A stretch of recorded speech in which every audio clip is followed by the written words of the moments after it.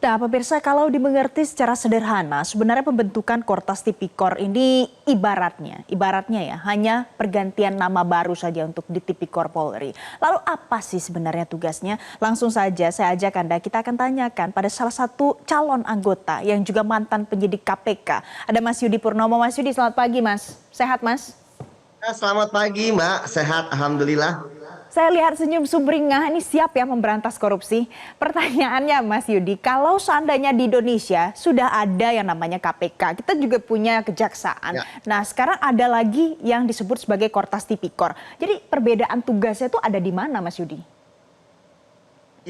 Mbak, jadi sebenarnya Kotas Tipikor ini kan sebagai bentuk keseriusan Polri ya dalam memberantas korupsi yang diinisiasi oleh Pak Kapolri ya, yang sebelumnya kita tahu bahwa Polri memang mempunyai kewenangan di dalam pemberantasan korupsi di dalam bidang penyelidikan dan penyidikan, artinya di dalam bidang penindakan. Namun pada saat itu masih di bawah direktorat ya, artinya di bawah Bareskrim. Itulah sebabnya maka sekarang dinaikkan statusnya ya, itu langsung di bawah Pak Kapolri sehingga bentuknya menjadi Kortas Tipikor. Dan selama ini sebenarnya kan sudah berjalan dengan baik ya. Kita tahu perbedaan-perbedaan fungsi dalam tindakan kasus korupsi di mana KPK mempunyai kewenangan mulai dari penyelidikan, penyidikan hingga penuntutan, kemudian kejaksaan sama seperti KPK sebenarnya mulai dari penyelidikan, Oke. penyidikan hingga penuntutan, dan Polri yang mempunyai kewenangan penyelidikan dan penyidikan. Dan di sini kemudian kalau kita melihat berdasarkan Perpres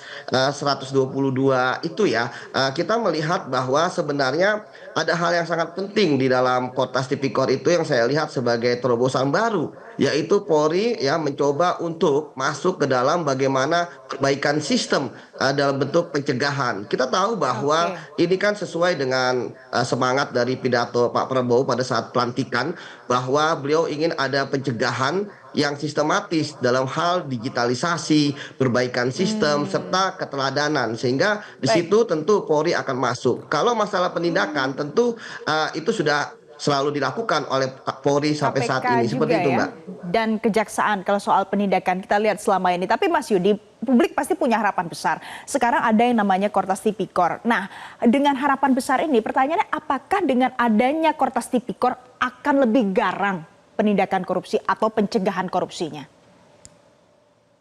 Seharusnya kita tahu bahwa sebenarnya masyarakat ya sejujurnya yang paling dinanti itu kan adalah penindakan kasus korupsi ya. Siapa koruptor yang ditangkap hari ini, berapa asetnya yang disita, ya siapa buronan korupsi yang ditangkap. Oleh karena itulah ketika dia berubah menjadi Kortas, tentu kan harapan masyarakat akan banyak ya. Itulah kemudian akan menjadi tantangan bagi Polri. Kita tahu sebenarnya Polri banyak kasus korupsi yang ditangani ya, terutama yang tidak bisa ditangani oleh KPK. Misalnya kita Hmm, tahu korupsi terkait dana bansos, terkait oke. penyaluran pupuk subsidi ya, ataupun dana desa. Jadi inilah yang menurut saya yang harus ditingkatkan oleh Kortas Tipikor ya, untuk meraih kepercayaan dari masyarakat bahwa mereka harus mulai galak gitu ya, mulai berani untuk ya menangkapi para koruptor-koruptor yang sering kita katakan sebagai high profile, atau bahasa Hmm. masyarakatnya eh, apa namanya, ikan paus gitu ya, seperti itu Mbak.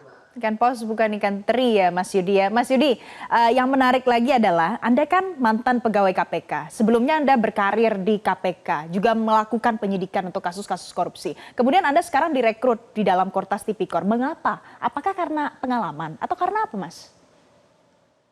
Ya, saya pikir seperti yang disampaikan oleh Pak Kapolri ya, ketika beliau merekrut kita, ya beliau menyampaikan bahwa ini kan terkait dengan rekam jejak kita, integritas kita, dan pengalaman kita. Jadi istilahnya waktu itu ada 44 orang ya pegawai KPK yang direkrut oleh Polri, itu kan udah nggak perlu diragukan lagi dari tingkat kualitas pendidikan hingga pengalamannya memberantas korupsi. Jadi itulah kemudian yang menyebabkan Polri kemudian merekrut kita. Dan ya, sampai saat ini memang tentu kita ada di Satgasus Pencegahan Korupsi Polri ya. Artinya kita di bawah Pak Kapolri langsung juga. Kita belum tahu arahan apakah kapan akan masuk ke Kortas Tipikor ataupun kemudian di instansi lain, masih menunggu ya dari Pak Kapolri. Namun yang jelas bahwa pengalaman kita tentu akan sangat berguna ya, terutama pengalaman menangani kasus-kasus besar. Ini yang kemudian tentu harus menjadi suatu pelajaran ya, bahwa memang kalau memberantas korupsi tidak cukup jika misalnya kasusnya hanya kasus kecil, sedang dan sebagainya, tetapi juga